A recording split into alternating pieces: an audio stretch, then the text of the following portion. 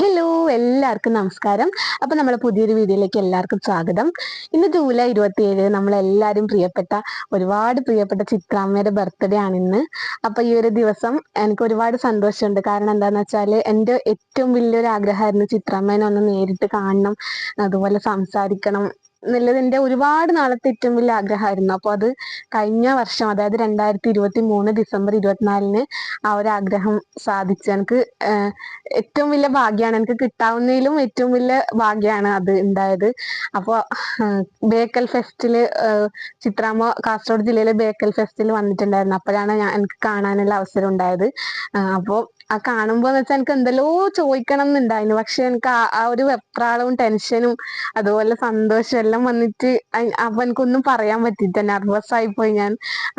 അപ്പൊ എന്നാലും എനിക്ക് കാണാൻ പറ്റിയല്ലോ എന്നുള്ള ഒരു സന്തോഷമുണ്ട്. അപ്പൊ ആ ഒരു ഓർമ്മ ഇന്ന്